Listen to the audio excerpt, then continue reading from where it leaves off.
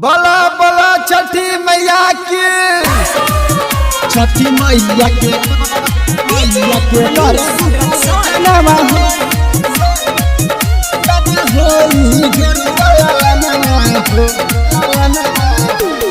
हई महादानी बात जानेला जहनवा भौजी हो मानिला न हमारो कहनवा हई महादानी बात जानेला जहनवा भौजी हो मानिला न हमारो कहनवा पूरा हो जाई अरे मनवा हो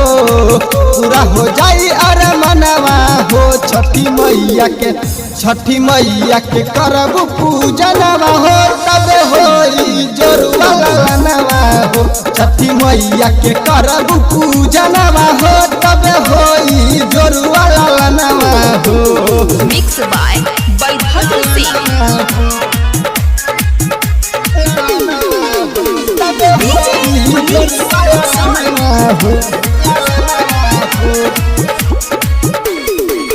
सब महतारी बैठे धोई के चरनिया भोरे भोरे चमके सुना गंगा जी के पनिया सब महतारी बैठे धोई के चरनिया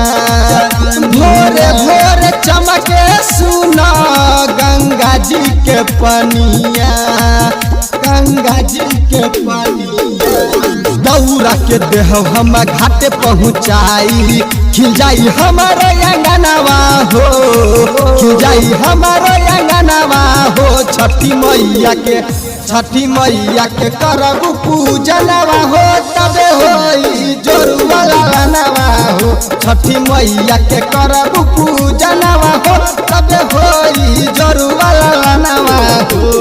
Presented by PM Recording Studio, Alamnagar, Madhepura.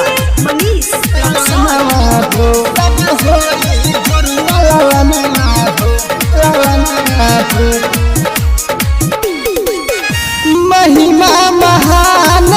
कर जानेला जहान हो सब परवैतिन के पूरा बेअरमान हो महिमा महान कर जानेला जहान हो सब परवैतिन के पूरा बेअरमान हो गुलशन देवदायानंद से अर्घ दिलवई हो परवीन के मानिला कहनवा हो